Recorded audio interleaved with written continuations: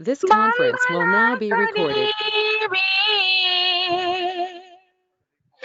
कि बाछी मागो मो पाखरे कि बाछी मागो मो पाखरे मधु शब्द ने मारो पहोई मधु शब्द ने मारो पहोई आसिअछ मागो धरा धाम रे केउ रागिनी रे वन्दना करिबी केउ रागिनी रे वन्दना करिबी कि बाछी मागो मो पाखरे कि बाछी मागो मो पाखरे मधु शब्द ने मारो पहोई कि मधु शब्द ने मारो पहोई आसिअछ मागो धरा धाम रे তোমারো পাগল কিয়ে বখানিবা নাহি যে মাগো কলনা তার তোমারো পাগল কিয়ে বখানিবা নাহি যে মাগো কলনা তার काली रे तुम्हारा पद्मा फूट जाए चाली रे तुम्हारा पद्मा फूट जाए हसारो तुम्हारा मधु झरे हसारो तुम्हारा मधु झरे मधु शब्द ने मारो पहोई मधु शब्द ने मारो पहोई आसिअछ मागो धरा धाम रे नयन तुम्हारा शान्त सागर हताश प्राणर तुमे आशा सम्भार नयन तुम्हारा शान्त सागर हताश प्राणर तुमे आशा सम्भार जीवन बिनार तुमे मधुर स्वर जीवन बिनार तुमे मधुर स्वर अनंत सृष्टि तुमे मन चेतनार अनंत सृष्टि तुमे मन चेतनार मधु शब्द ने मारो पहोई मधु शब्द ने मारो पहोई आसिअछ मागो धरा धाम रे तुमे ही आदर्श मागो ए जीवन तुमे ही कंठ झलक अशांत मनर तुमे ही आदर्श मागो ए जीवन तुमे ही शांत झलक अशांत मनर शांति भरि जाए तुम दर्शन रे शांति भरि जाए तुम दर्शन रे जीवन भरि जाऊ करुणा बिंदु रे जीवन भरि जाऊ करुणा बिन्दुले मधु शब्दले मारो पहोए मधु शब्दले मारो पहोए आसियाछ मागो धरा धामरे केउ रागिनी रे वन्दना करिबी केउ रागिनी रे वन्दना करिबी कि बाछि मागो मो पाखरे कि बाछि मागो मो पाखरे कि बाछि मागो मो पाखरे। जय गुरु माँ।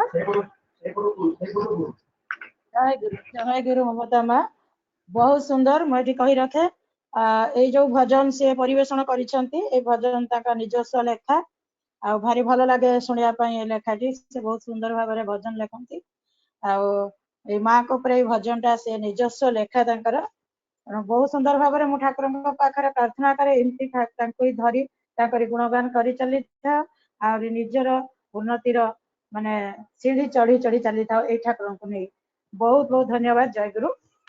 आज्ञा माँ। जय गुरु। वर्तमान आमर अति सुंदर भाव समस्त कार्यक्रम प्राय सरी सरी आसुछि एबे आमर भजन तो सरीगला एबे आसीबा आमर कोरस अध्याय को आउ कोरस करिया पई मो अनुरोध करूछि आमर सुजनी माँ को से बहुत सुंदर कोरस करंती हम तां कहि टिके छोट कोरस करिया बहुत बाजा बजे बहुत बढ़िया करंती ताको आपण माने जानि छंती मु ताको अनुरोध करूछि से एबे ताकर कोरस परिवेषण करिवे। माँ जय गुरु। माँ जय गुरु। जय गुरु माँ आरंभ करंतु माँ। वंदे लोक तिलकं स्वातत वार्ता विभूषणं अमरकृत चारणं प्रबुधं लोक जीवनं प्रणय प्रमत्त जागदीपनं वंदे जीवन जीवन सत्पुरुषोत्तमं वंदे जीवन जीवन सत्पुरुषोत्तमं वंदे जीवन जीवन सत्पुरुषो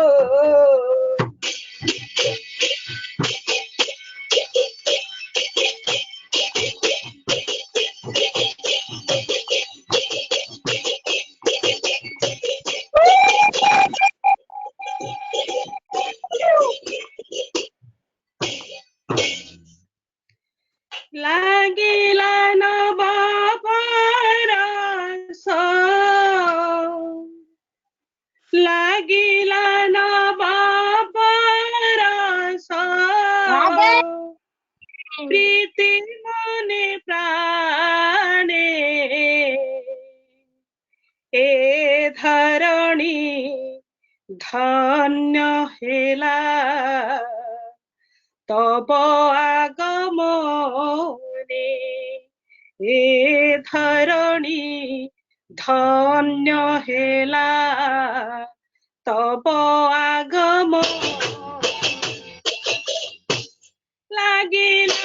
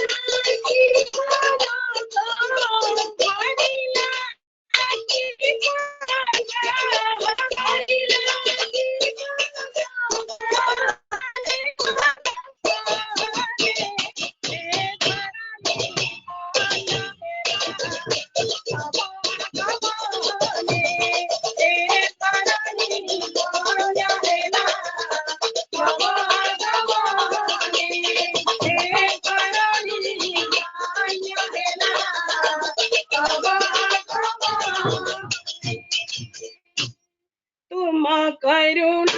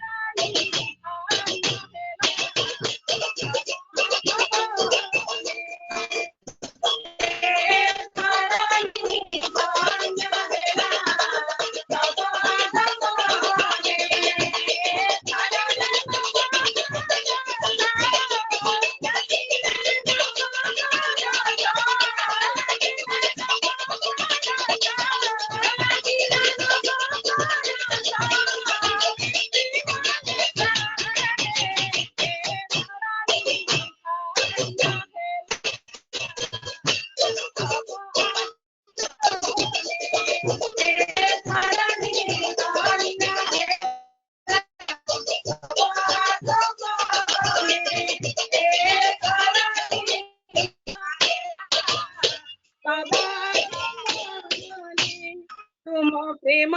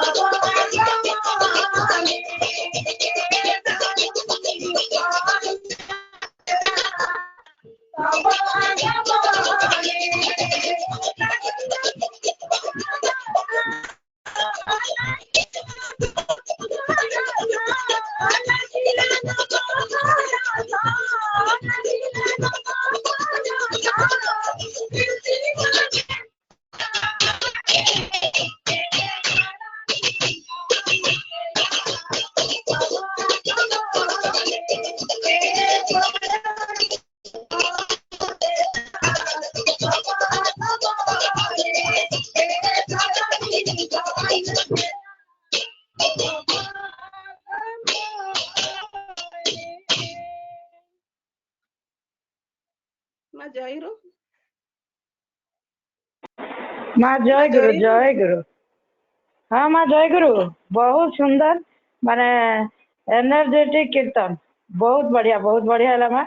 बहुत बहुत धन्यवाद। या आगु प्रथम भजन आपणकर झील परिवेशन करथिला रंजिता नायक से बहुत बढ़िया करे तापर आपण कले बहुत बढ़िया लगला माँ माँ झील माने एमती कीर्तन एते सुंदर भजन कीर्तन करूछंती मु ठाकुरଙ୍କ पाखरे प्रार्थना जणाए माँ आपणकर ए संगीतमय साधना जीवन आहुरी उन्नति लाभ करू आहुरी विस्तारित हुंतु सेई परम पिता धरी माँ जय गुरु जय गुरु माता। जय गुरु माँ जय गुरु जय गुरु वर्तमान गोटे प्रोब्लेम हो जाइए कौन करवा सुकृति तमें शुणुच कि सुकृति सुकृति सुवर्णा आज्ञा माँ जय गुरु। अरे आमर जी स्पीकर अच्छा प्रोब्लेम सी कहते जे मत कि शो करूनी साउंड आसूची मोर किसी शो करूनी मु देखिली से मत मेसेज पठे मु देखिली ऑफलाइन आसूची तो कौन करवा तांको आउथरे माने सेठू एंड करिके आउथरे जॉइन करिया पे कोन नेट टिके थिबो को फोन रे भलो तो काटिके आउथरे जॉइन करिया पे कोन मुझे तो कहली मुझे आप गोटे मोबाइल जॉइन करूँ देखा से तो बाहर गले आसिक जॉइन कर देखुचे माने ना से बाहर गले कौन जॉइन कले मुझे कथा मुझे ऑर्गेनाइजर भी बनई देती बट सी मत मेसेज कर देखुना से ग्रुप रे मेसेज कर बोली मेसेज भी कर से बाहरी गले मत पुणी ना फोन करने को पड़ो आमको टे टाइम लगे देखो कथा जाए सब मां को अनुरोध टिके धैर्य धरी रहिबे। जय गुरु।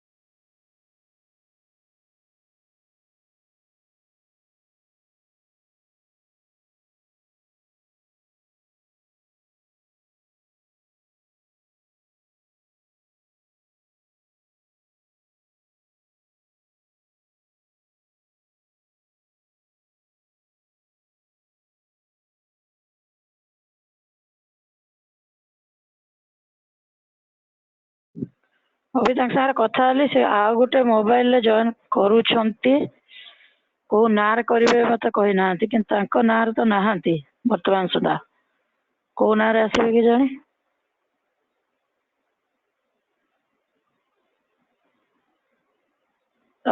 सुनीता माँ आप है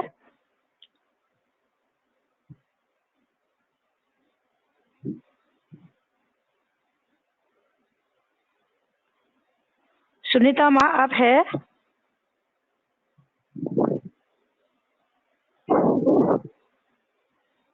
किस नाम से ज्वाइन करेंगे सुनीता माँ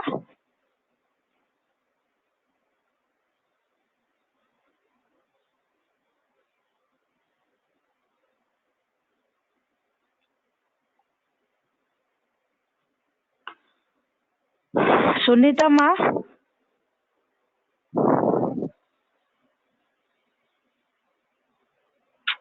प्रॉब्लम सुनीता माँ आप आ गए ना सुनीता माँ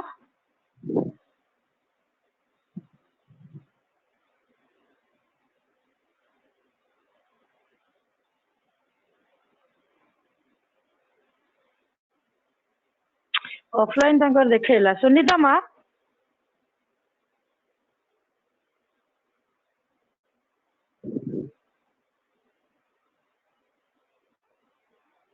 सुनीता माँ आप है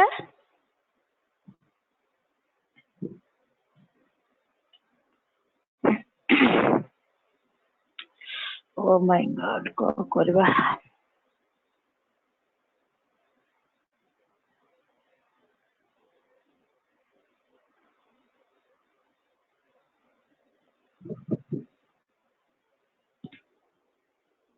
सुनीता माँ माँ जय गुरु माँ जय गुरु ଆପଣ ପ୍ରାରମ୍ଭିକ ଦଉଥାନ୍ତୁ ସେତେବେଳେ ଜଏନ କରିଯିବେ କହିବେ ଆଉ ବନ୍ଦ କରନ୍ତୁନି ନା ବନ୍ଦ କରିଦେଲେ अभी तो रखा है नहीं कौन तक नेट प्रॉब्लम एते होउछ मु जानि परबी से केते जॉइन करछन्ती ऑफलाइन देखौची तापर से मेसेज पठेइछन्ती सुनीता माँ आप है सुनीता माँ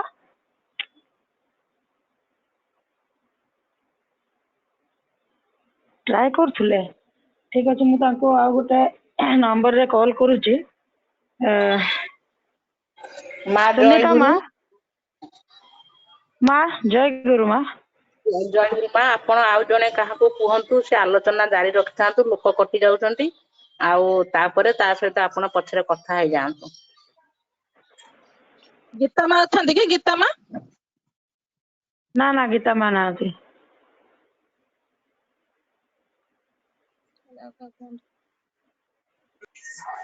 माँ जय गुरु माँ जय गुरु माँ जय गुरु माँ ମାଙ୍କର ଗୋଟେ ପଢିବା କି ପଢୁଥିବା ସେ ମା ଆସିଲେ କହିବେ माँ पढ़ंतु मत शुणा जाऊनी ना से आसीबे न आसीबे हम जानि परनी ठीक अछि आपण पढ़ंतु तमे खाली ये सुबर्णा चेक करू था कोन किछि मेसेज आछि कि ମାଙ୍କର ଗୋଟେ ପଢୁଛି ଯେତେବେଳେ ମା ଜଏନ କରିଯିବେ ମତେ କହିଦେବେ ମୁଁ ରଖିଦେବି ମା ठीक अछि हाँ परम प्रेम जय गुरु श्री श्री ठाकुर परम आराध्या जगत जननी श्री श्री बड़मा जुगाचार्य श्री श्री बड़दा आजिर भरोसा पूज्यपाद श्री श्री दादा तथा इष्ट परिवार समस्त चरण मोर अनंत कोटि प्रणाम मातृ जगत रे आमर उपस्थित थिबा समस्त भक्ति मक्ति माँ मानक मोर आंतरिक राव जय गुरु आमर समस्त अवगत निमंते जणा दि जाउची जे आमर जो जे थिले आमर कहिबा पई आलोचिका माँ तांकर टिके प्रॉब्लम हे जाईची से दृष्टि लोक माने आमर पळै जाउचंदी 104 105 लोक थिले वर्तमान आमर माँ मानेकर अनुपस्थिति हमको बहुत दुख लागुची तेणु मो माँकर अनुरोध रे माँ विषय किछि कहूची तापर जेतेले माँ जॉइन करिवे मो सेतेबेले मोर वक्तव्य सांग करिवे मातृ गर्भरु ही शिक्षार आरंभ हुए पिता मातांकर पारस्परिक भल पाइबा और उत्तम दाम्पत्य जीवन को भित्ति करी परे आसे पारिवारिक और बाल्य शिक्षा प्रसंग मानव शिशु मातृगर्भरु भूमिष्ठ हेबा परे परे आरंभ हुए तार व्यक्तिगत जीवन प्रकृत और वास्तव शिक्षा से समय माँ ही शिशु जीवन प्राथमिक शिक्षक भाव भूमिका निर्वाह करिथांती बाल्य जीवन व्यक्तिर अनुकरण और अनुसरण उपर निर्भर करे एही समय शिशु माँ बापा प्रतिवेशी दैनंदिन जीवनचर्या को अनुसरण करी आपे आपे अनेक किछि शिक्षा करिथाय पिलार भविष्यत जीवन को आखिरे रखी पिता माता अत्यंत सावधान सह तार चलन चरित्र और आचार विचार को उच्च और आदर्श परायण करी गढ़ी तोलिबा निमंते नितांत आवश्यक बाल्य जीवन रे माँ ही शिशुर प्रथम और श्रेष्ठ शिक्षक जो परिवार रे माँ जेते सुशिक्षिता बा आदर्श परायणा सही परिवार रे पिला छुआ सेते शिक्षित और आदर्शानुगत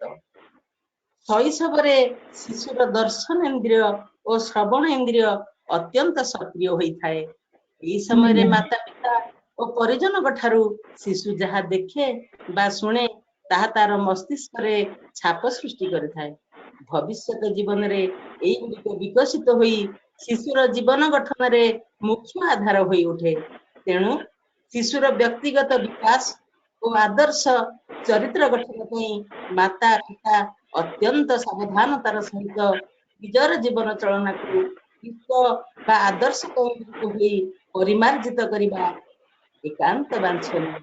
ତେଣୁ ଶ୍ରୀ ଶ୍ରୀ ଠାକୁର କୁହନ୍ତି ପ୍ରସବ କରିବା କଠିନ ଯଦିଓ ସନ୍ତାନ ପାଳନ ସହଜ ନୁହେଁ।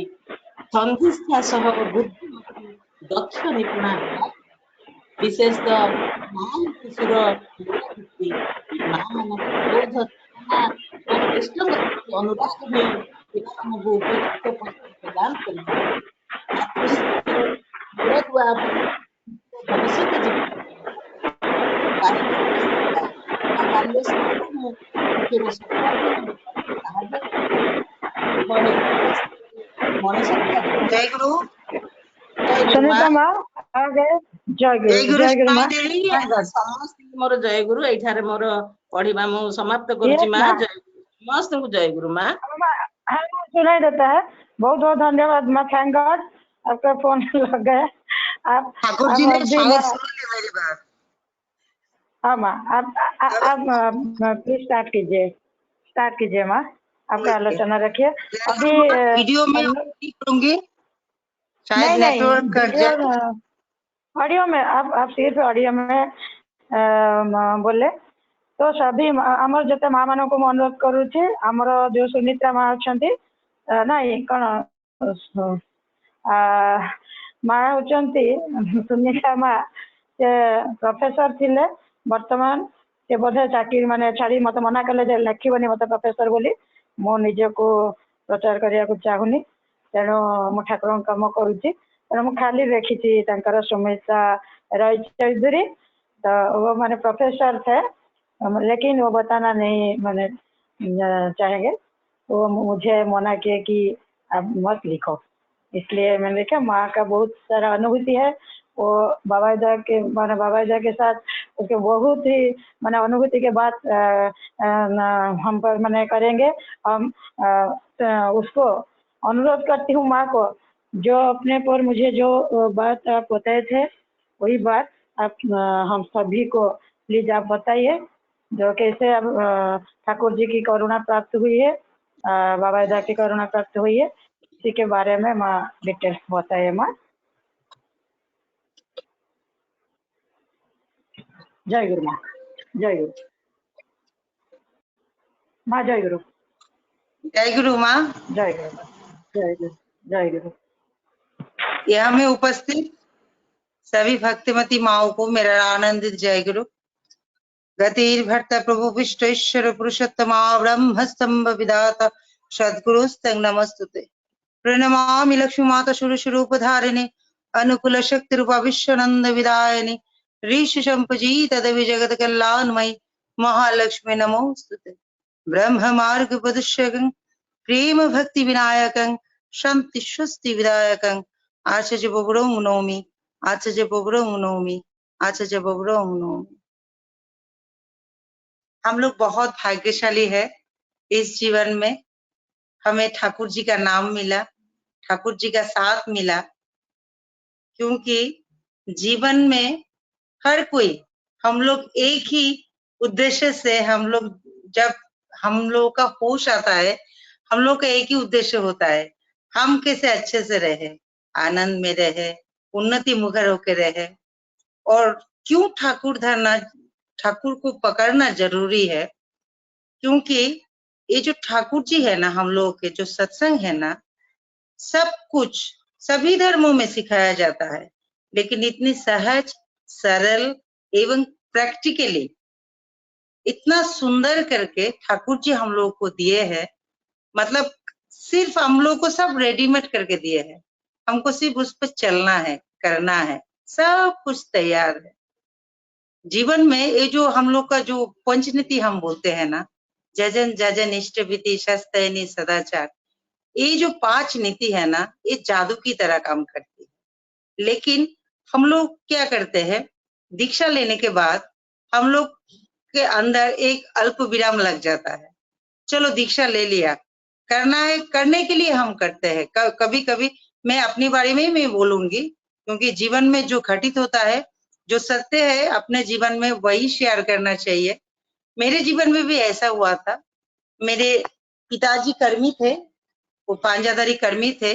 एक बार हम लोग के तो दीक्षा उत्सव था, तो 100 का आंकड़ा था, तब दीक्षा 100 के हिसाब से होता था, 100 दीक्षा 100 दीक्षा। जब पहले दीक्षा उत्सव शुरू हुआ था देश में, तो 100 कम हो रहा था, एक दीक्षा कम था। तो पिताजी बोले, मेरा भी करीब 11.5 साल तक हो गया था, तो पिताजी मुझे मंदिर में ले जाके वो 100 का आंकड़ा पूरा किया, मतलब वो 100 नंबर का दीक्षा मेरा था। दीक्षा हुआ, लेकिन अंतर में जो दीक्षा के बाद जो हमको करना होता है, जो हमको ऋतिक देवता समझा के देते हैं, जे आज से तुम लोगों का नया जीवन शुरू हुआ, कल से तुमको ये करना है, नाम ध्यान करना है, इष्टविधि मन से करना है, 2 टाइम आपको प्रेयर करना है, और फिर जो बाकी जो है ना, जो जजन है, जाजन है, सस्तनी, सदाचार, ये सब का भी पालन करना है। क्योंकि मैं आजन्म निरामिषासी हूँ, मैं स्वस्थनी हूँ, तो इसलिए माँ के पेट से हम लोग के घर में वो मांस मच्छी का वो सब नहीं था। हम लोग जानते थे ये लोग हम लोग के लिए मतलब वो रेस्ट्रिक्टेड है, तो खाने पीने का तो प्रॉब्लम नहीं था। लेकिन वो दीक्षा लेने के बाद ना, वो जो सिंसियरिटी होती है ना, जो कन्विक्शन होता है, वो कन्विक्शन मुझ में नहीं था। मैं माँ बाबा को दिखाने के लिए मैं करती थी, मुझे पता था कि इष्टविधि नहीं करने से खाना नहीं मिलेगा, उसलिए इष्टविधि करना है। मतलब अंदर में जो ठाकुर जी के प्रति हम लोग का जो निष्ठा है ना, जो भाव है, वो भाव मेरे अंदर नहीं आ रहा था।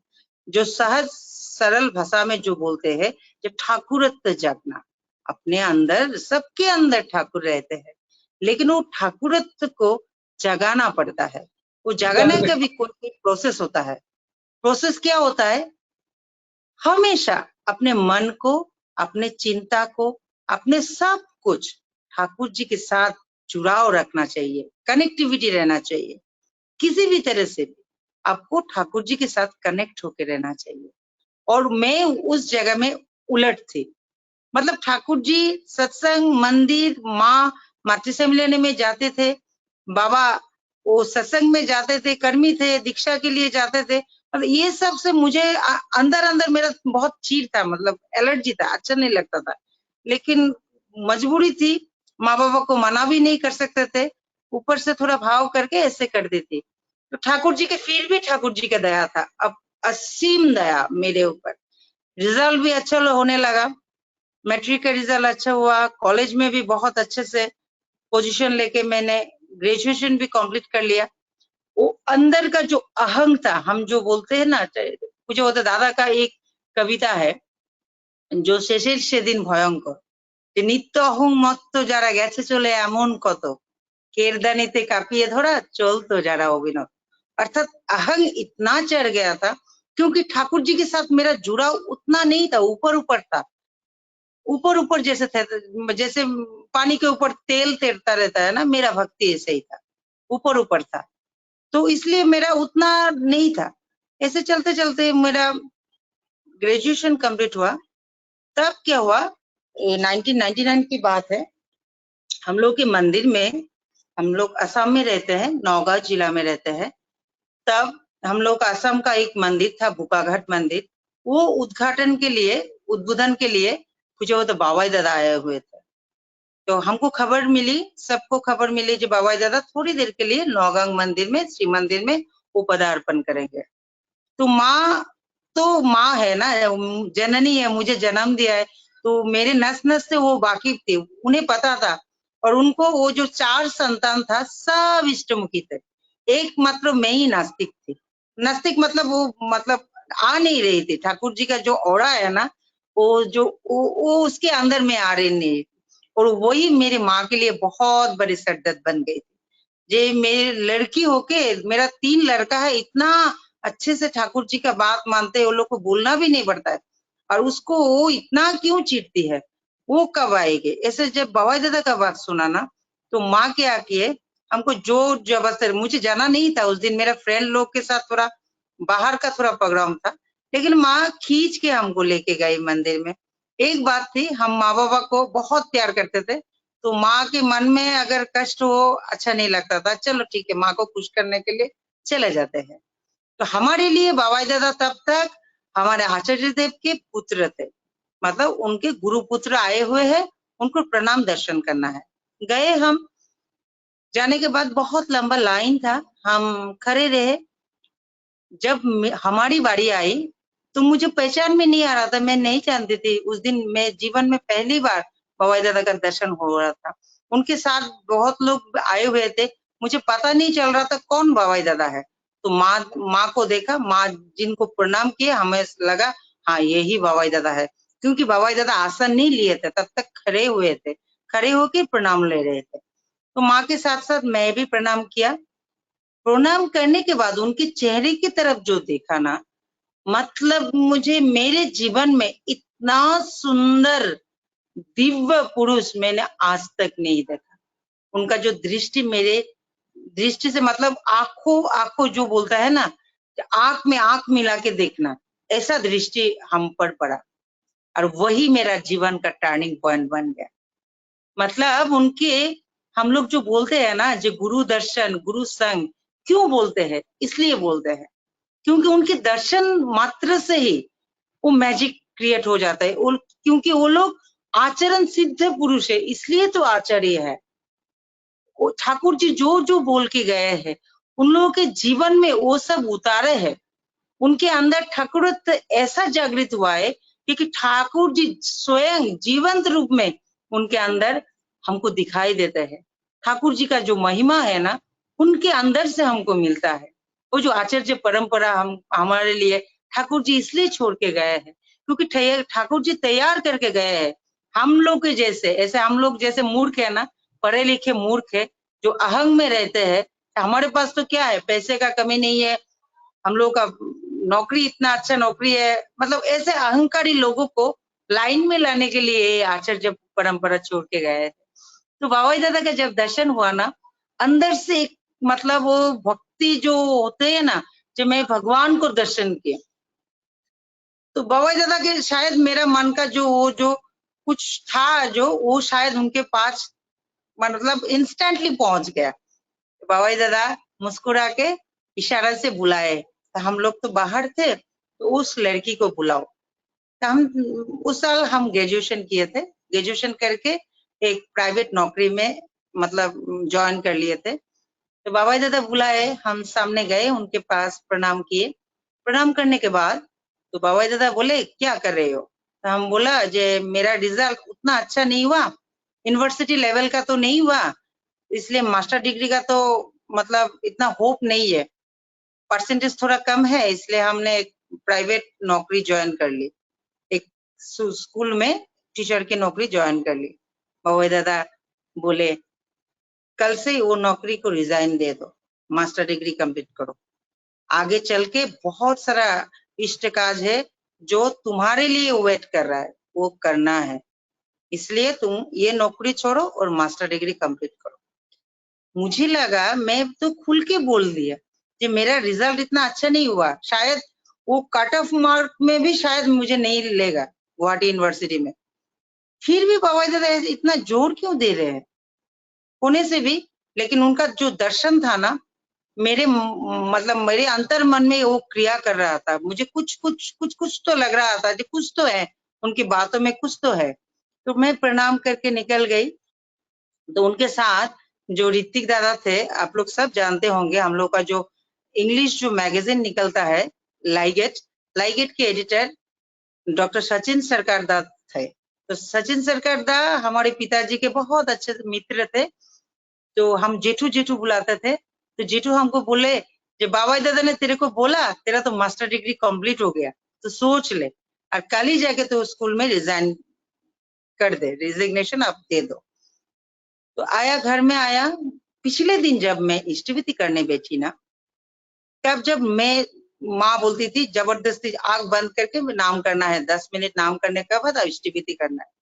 जब नाम करने बैठी तब मेरा वो बाबा दादा का वो दिव्य रूप, वो जो बातें कर रहे थे, वो सांस ले रहे थे, वो मेरे मतलब वो मेरे ध्यान में आ रहा था। और उसी दिन जाके हम रेजिग्नेशन दिए, डॉक्यूमेंट्स लेके फिर हम यूनिवर्सिटी की तरफ निकल गए, गुवाहाटी यूनिवर्सिटी की तरफ। उनका दया देखिए, जब गया हम यूनिवर्सिटी में, मैंने तो ट्राई ही नहीं किया था, लेकिन वो कैसे अंतर्जामी थे। जब मैं गया, उस साल क्या हुआ, असम में रिजल्ट ही बहुत खराब हुआ था और मेरा जो परसेंटेज था वो टॉप में आता था। मतलब ओवरऑल जो कलेक्टिव रिजल्ट है वही खराब निकला था और उसमें से हमारा जो परसेंटेज था वो मतलब वो हाई रैंकिंग में आता था। एडमिशन आराम से मिल गया, एडमिशन हो गया, मास्टर डिग्री कंप्लीट हो गया। जिस दिन मेरा कंफर्मेशन लेटर आया एडमिशन का, उस दिन मैं जाके गुवाहाटी श्री मंदिर में विग्रह के सामने मतलब फूट फूट के जिसको रोना बोलते हैं ना, ऐसे रोई। जे क्या धन मिला है हमको और हम इतने दिन तक उनसे हम मतलब पीछा नजरें चुरा के भागते थे। गया वो साल मास्टर डिग्री कंप्लीट करते करते मेरा कॉलेज में नौकरी लग गया और नौकरी के 6 महीने के अंदर ही मेरा शादी हो गया। शादी के बाद मेरा जब पहला बच्चा 1.5 साल का हुआ ना, लेकिन मेरा जो जो बोलते हैं ना, जे आदत इतने जल्दी नहीं जाती है, वो करते करते जाती है। तो मेरा थोड़ा थोड़ा तो काम हो रहा था, पॉजिटिविटी अंदर आ रही थी, लेकिन 100% वो प्यूरिफाइड हम नहीं हुए थे। जो सोल प्यूरिफिकेशन बोलते हैं न, पूर्ण ठाकुरत्व जागना ना, वो नहीं हुआ था मेरे अंदर। वो उस हिसाब से इष्टविधि का जैसे टाइमिंग ठीक नहीं था। मैं अपना क्लास जितने, कभी कभी क्या होता है, रात को हम जो प्रोफेसर लोग है नाइट हम लोग स्टडी करते हैं, कभी कभी लेट नाइट हो जाता है, सुबह को उठने में देर हो जाती है, कभी 7:30 बजे इष्टविधि करते हैं, कभी 8 बजे करते हैं, कभी तो 5 बजे करते हैं, कोई फिक्स टाइमिंग नहीं था। ऐसे दिन चलते चलते मेरा बच्चा भी 1.5 साल का हो गया। लेकिन मेरे जो हस्बैंड थे ना, वो बहुत निष्ठावान थे, हमेशा हमको टोकते थे, आप इष्टविधि के लिए आप एक फिक्स टाइम निकालो, आप ऐसे क्यों करते हो, जब उठते हो तब आप इष्टविधि करते हो, ऐसे बोलते थे। तो मैं इसको लाइटली लेती थी, इतना चलो करना है, मैं तो पहले काम तो इष्टविधि करती हूँ ना, ऐसे मैं उनको समझा देती, मैं अपने पॉइंट से उनको समझा देती थी। चलता गया। लेकिन एक बार क्या हुआ, मेरा बच्चा ब्रेस्ट फीडिंग करता था, तो ब्रेस्ट फीडिंग करने के टाइम में मुझे पेन बहुत होता था।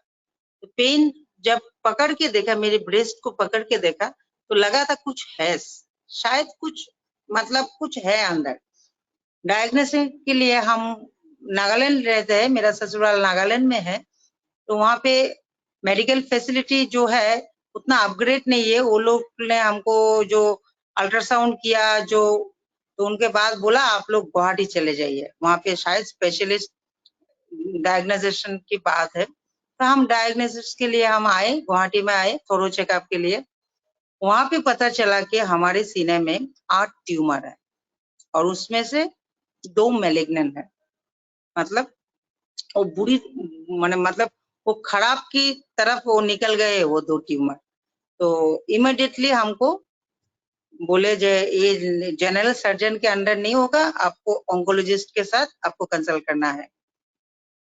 जैसे मेरे कानों में वो बात आई ना, जो ऑन्कोलॉजिस्ट के साथ करना है, मतलब ये कैंसरस हो सकता है, 99% ये कैंसरस हो सकता है, लेकिन आप लोग बायोप्सी और एफएनएससी कीजिए, उसको कंफर्मेशन होना बहुत जरूरी है, क्योंकि ये अभी भी इनिशिएटिव लेवल में है। मेरा मतलब जो बोलते हैं ना, हिम्मत ही टूट गई थी। बच्ची 1.5 साल की है, अभी भी दूध पीती है, हस्बैंड बिजनेसमैन है, बिजनेस छोड़ छाड़ के मुझे गुवाहाटी में लेके आए 1 हफ्ते के लिए। ऐसा बीमारी ने पकड़ लिया और ये जो बीमारी पकड़ती है, ये तो 6-7 महीने में मुझे तो मतलब मेरा तो मतलब काउंटडाउन शुरू हो गया, मतलब ऐसा टूट गए थे। तभी हमको खबर मिला, तो मेरे हस्बैंड बहुत विश्वास रखते थे बाबा दादा के ऊपर। मतलब उनके जीवन में अगर कुछ है ना, हमेशा वो बाबा दादा को निवेदन करके हमेशा हर काम करते हैं और पूरा विश्वास से करते थे। तो बोले कि हम बायोप्सी भी नहीं करेंगे, एफएनएससी भी हम नहीं करेंगे, हम पहले बाबा दादा के पास जाएंगे, उनके पास जाके हम निवेदन करेंगे, अगर वो जैसे बोलेंगे हम वैसे करेंगे, और आप हिम्मत मत हारो। मेरे अंतर मन से मुझे मेरा ठाकुर जी मुझे बोलते हैं आपको कुछ नहीं होगा, आप विश्वास रखो, आप नाम करो, सिर्फ आप नाम करो, कुछ नहीं होगा, ये मेरा विश्वास है। ऐसे मेरे हस्बैंड हमको मतलब विश्वास बंधाते थे। तब खबर मिली तो 2011 की बात मैं बोल रही हूँ, तब हम लोग का हैदराबाद मंदिर का उद्घाटन था और तब संपूर्ण इष्ट परिवार हैदराबाद गए हुए थे। तो हम लोग निकल गए हैदराबाद के लिए निवेदन के लिए, लेकिन हम बोलते हैं ना जो सत्यानाशरण में पहली वाणी क्या बोलते हैं, जे सर्वप्रथम हमको दुर्बलता के विरुद्ध युद्ध करना चाहिए। दुर्बल मन हमेशा वो संदिग्ध रहता है, क्योंकि जो करता है ना ठाकुर जी का जो बोला हुआ जो मार्ग है ना, अगर आप करेक्टली करेंगे ना, आपका आत्मविश्वास का लेवल जो है ना वो बहुत हाई रहता है। और जो लोग नहीं करते हैं, मन से नहीं करते, करेक्टली नहीं करते, जैसे ठाकुर जी बोलते हैं ना, वो लोग का मन हमेशा दुर्बल रहता है। थोड़ा सा मतलब हम लोग बोलते हैं ना जर्नी में थोड़ा सा अगर आपको झटका लगा ना, वो टूटने लगते हैं। ऐसे ही मेरा हाल था। मैं तो सोचा मेरा तो मतलब मेरा समय आ गया, आखिरी समय आ गया, अभी खत्म है। अब मतलब पूरा जिंदगी मैंने बेकारी बिता दी। इतना सब पढ़ाई लिखा, इतना मेरा सर्टिफिकेट, इतना ये कहाँ गया? अभी तो कुछ काम नहीं आ रहा है। इतना पैसा, धन दौलत किस काम का? ये सब से तो मेरा मतलब मेरा तो जीवन नहीं आएगा। ऐसे सोच सोचते नेगेटिविटी जो बोलते हैं ना 100% हमको पूरा सराउंडेड था, मेरा माइंड, मेरा सोल। तो गए हम हैदराबाद मंदिर में, निवेदन के लिए गया, बाबा दादा के पास निवेदन के लिए गए। निवेदन जब हम लोग के लिए गया, लेकिन मेरा निवेदन का जो बोलते हैं ना टर्न नहीं आया, पूरा निवेदन खत्म हो गया। बहुत लंबी लाइन थी, मेरा मन और भी टूट गया। मुझे लगा शायद मुझे देने के लिए पूज्य बाबा दादा के पास कुछ भी नहीं है, मेरा तो खत्म है सब। और वो भी क्या करेंगे? जो मेरा भाग्य है वो भाग्य तो नहीं पलट सकता है, ऐसे मैं सोच रही थी। लेकिन मेरे हस्बैंड जो है ना वो हिम्मत नहीं हारे, उनके माथे पे एक शिकन भी नहीं थी, मतलब वो फुल्ली कॉन्फिडेंट थे। तो हम लोग आनंद बाजार लिए, दिन गए, इवनिंग का प्रेयर हुआ। प्रेयर के बाद फिर से हमको निवेदन के लिए पूज्य बाबा दादा बैठे। रात 9 बजे तक निवेदन चला, खत्म हो गया, मेरा निवेदन नहीं हुआ।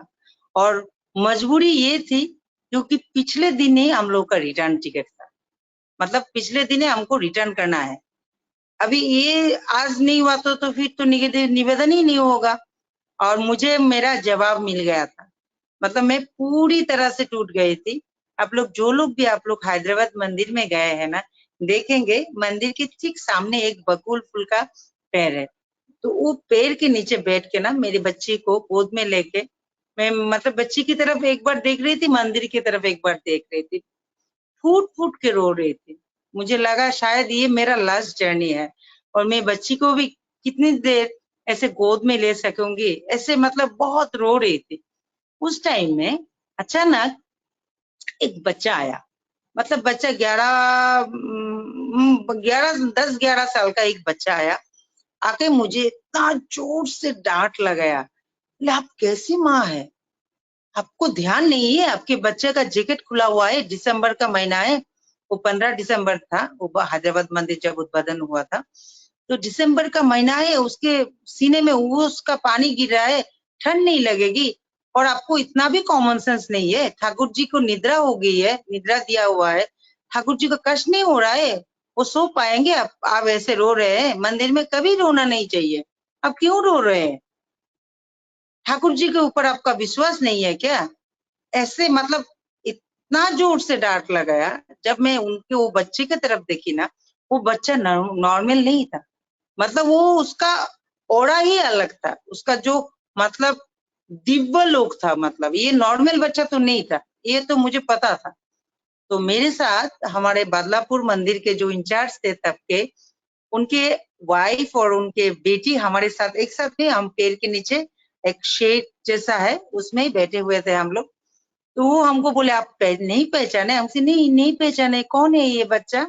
तो वो बोले ये पूज्य बाबा दादा का ज्येष्ठ पुत्र पूजनीय अविंद दादा है। वो मेरा पहला दर्शन था अविंद दादा का, मतलब मुझे पसीना छूट गया, ऐसे डांट मिले। अविंद दादा जब मुझे डांट के गए ना, उसके 10 मिनट के अंदर आचार्य भवन से मेरा बुलावा आया कि पूज्यवत बाबाई दादा आपसे मिलना चाहते हैं। अब वो सोने के लिए जा रहे थे, निवेदन खत्म हो गया था। कब का खत्म हो गया था? अभी आचार्य भवन का एक एक करके लाइट भी ऑफ हो रहा था, तभी जाके मुझे बुलावा आया। हम गए, हमारे हस्बैंड के साथ गए। जाने के बाद मेरा जितना मेडिकल रिपोर्ट था सब लेके गए उनके पास।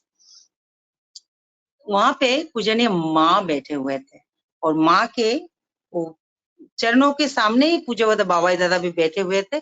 2-4 जन जो हम लोग का हैदराबाद मंदिर का गुरु भाई थे और देवघर का 1-2 जो बाबाई दादा के एकदम निकट गुरु भाई थे वो लोग थे सिर्फ। तो हम जाके पहले पूजनीय माँ को प्रणाम किए। माँ को प्रणाम करने के बाद मतलब मेरा तो रोना तो रुक ही नहीं रहा था, माँ को देखने के बाद और रोना आ रहा था। तो माँ मेरे तरफ मुस्कुरा के देख रहे थे, बोले कुछ बोलेगी तू? तो मैं बोली आगे माँ हम कितने दिन चल फिर सकते, क्योंकि मेरे मन में एक ही बात थी, मैं बच्ची को थोड़ा क्या खड़ा करके जा सकती हूँ, जैसे मेरे हस्बैंड को अकेले में पालने में अगर कोई दुश्वारी नहीं हो, वो तो अभी भी दूध पीती है, तो मेरा वही एक ही चिंतित। मुझे लगता था मैं तो मेरा मौत तो निश्चित है, लेकिन कब तक मैं चल फिर सकती हूँ।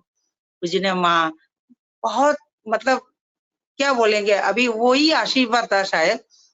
बोले एकदम हंस के बोले, एकदम बोले जितने दिन तू ठाकुर को মাথায় ঠাকুরকে যতদিন মাথায় নিয়ে চলবি ততদিন চলাই ফিরাই থাকবি, अर्थात ठाकुर जी को जितने दिन हम सर पे लेके हम घूमेंगे उतने दिन हम चल फिर सकते हैं। फिर बाबाई दादा मेरा जो मेडिकल रिपोर्ट थी वो सब देखे। देखने के बाद तो बाबाई दादा एक बात मुझे पूछे, तो इष्टविधि कब करती है? मैं बोले आगे कभी कभी तो 6 बजे करती हूँ, कभी 7 बजे, कभी 8 बजे, कभी कभी तो ऐसा भी हो जाता है 9 बजे भी होती है इष्टविधि। बच्चा उठ जाता है, सो के उठती हूँ, वो देखती हूँ बच्चा उठ गया, उसका मतलब वो जो मॉर्निंग का जो फास्ट जो वो लोग का उनको क्लीन विन करके बाद में इष्टविधि करके मैं कुछ खाती हूँ, ऐसा मेरा रूटीन था। बाबा दादा बोले कल से कुछ नहीं खाना है, आप लोग का आपका जो ट्रीटमेंट चल रहा है ना, मैं तब अंडर ट्रीटमेंट थी, तो बाबा दादा बोले सब कुछ स्टॉप कर दो, मेडिसिन सब स्टॉप कर दो और तुमको सिर्फ प्रार्थना के आधा घंटे पहले अलार्म देके रखना है, 10 मिनट नाम ध्यान करना है एकाग्र चित्त होके।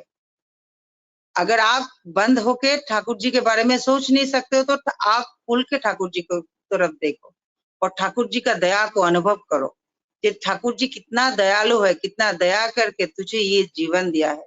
आपको वो फीलिंग्स लाओ, फीलिंग्स लाने के बाद वो नाम ध्यान करने के बाद ही उनको इष्टविधि अर्पण करो। उसके बाद आप प्रेयर करो और शाम का प्रेयर करो। और जो सदाचार है, सस्तनी है, वो स्ट्रिक्टली मेंटेन करना है। आपको बाहर अन्न नहीं खाना है, जैसे भी खाना है अपने हाथों से खाना है, कभी भी किसी के हाथों से अन्न नहीं खाना है। खुद जो सपाक हम लोग बंगाली में बोलते हैं स्वपाक भोजन, अर्थात खुद बना के खाओ, लेकिन अन्न दूसरे के हाथों से मत खाओ। वो सदाचार पूरा मेंटेन करना है और इस हिसाब से चलो और एक बार जाके आप अपोलो में जाके चेकअप करके आओ, बस उतना ही बात था। हम तब हमको तभी भी हमको विश्वास नहीं था, इतना बड़ा आशीर्वाद मिल गया तभी भी हमको विश्वास नहीं था। हमको लगा कि मेरा तो शायद आखिरी दिनों का ये हमको जुगाड़ करके दिए बाबा दादा, जैसे मेरा मौत थोड़ा आसान हो, इतना कष्टदायी मौत ना हो। इसी विश्वास से क्या हुआ, मेरे हस्बैंड को तो पॉजिटिविटी थी कि तुमको आश्वास मिल गया, तुमको जीवन दान मिल गया, मुझे पता है तुम ऐसे ही ठीक हो जाओगे, और मुझे पता था कि मेरा जाना आसान हो जाएगा, ये तो ठीक है।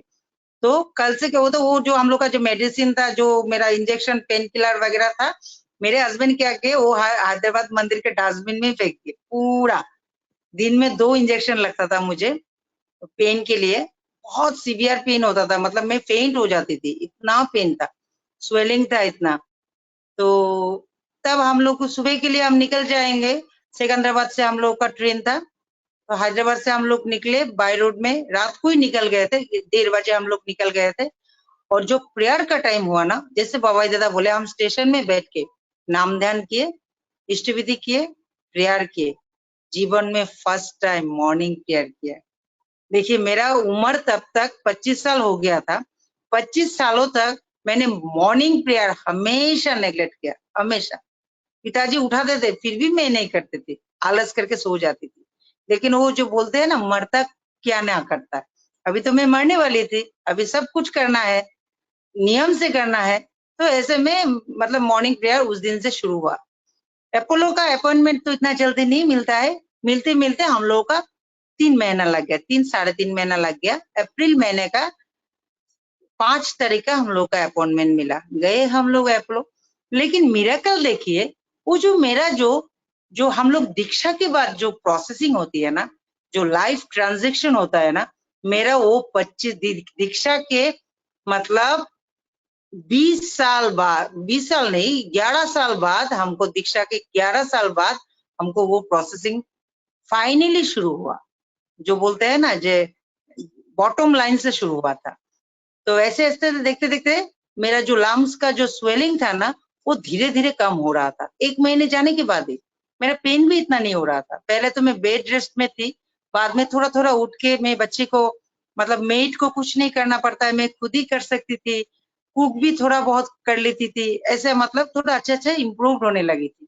जब तक मैं अपोलो गई तब तक फुली फिट थी, मतलब मैं खुद व्हील चेयर नहीं लगता था, मैं पैदल चल के मैं स्टेशन में गई, ट्रेन में चढ़ी, सब कुछ मतलब।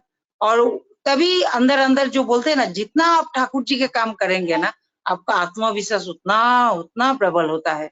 तो विश्वास भी मेरा थोड़ा थोड़ा थोड़ा बढ़ रहा था। लेकिन जब हम गए, अपोलो में गए, अभी भी है कैंसर स्पेशलिटी हॉस्पिटल में डॉक्टर टी राजा है, जो केमोथेरेपिस्ट के जो हेड ऑफ द डिपार्टमेंट है, उनके अंदर मेरा डायग्नोसिंग शुरू हुआ।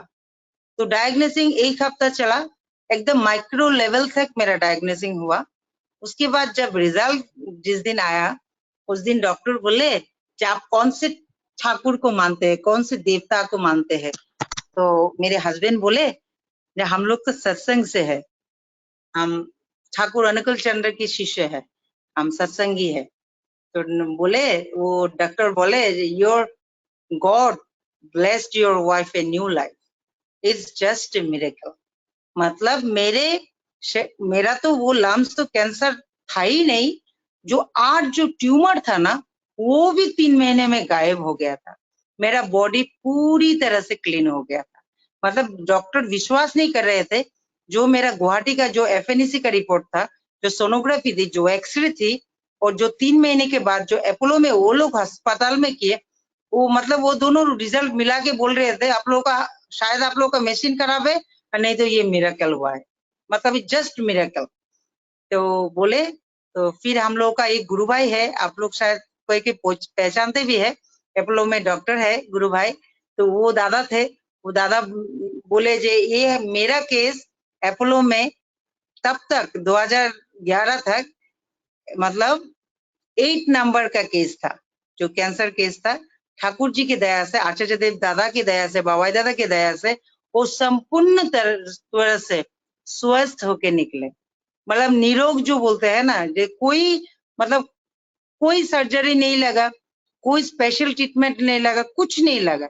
वो जो सिर्फ हम लोग का जो डिसिप्लिन है ना, ठाकुर जी का जो डिसिप्लिन लाइफ है ना, वो प्रोसेसिंग में शायद सब हो गया। क्योंकि जो हम कैंसर बोले, हम कोरोना बोले, कुछ भी बोले, सब कुछ कहाँ से आता है? सब निगेटिविटी से आता है। और हम कब सच अच्छे रह सकते, जब हम लोग के अंदर पॉजिटिविटी 100 रहे। वो हम लोग हमेशा, हम लोग को इसलिए ठाकुर जी बोलते हैं जो हम लोग को हमेशा चार्ज अप होकर रहना चाहिए। वो जो प्रोसेसिंग है वही है, जजन जजन इष्ट विधि शास्त्रनी सदाचार। मेरे जीवन में वो हमने बहुत बड़ा एक कीमत दिया, कीमत देने के बाद वो हमको समझ में आया। इसलिए हम बोलते हैं जीवन में हमारा शायद हमारी गलती किसी के काम आ जाए। आप लोग जो भी अब तक दीक्षा को लेके, कभी कभी क्या होता है, हम लोग अपने जीवन में जो डेली लाइफ है ना, उसमें थोड़ा बह जाते हैं। मेरा संसार है, मेरा करियर है, मेरा बच्चा है, मेरा हस्बैंड है।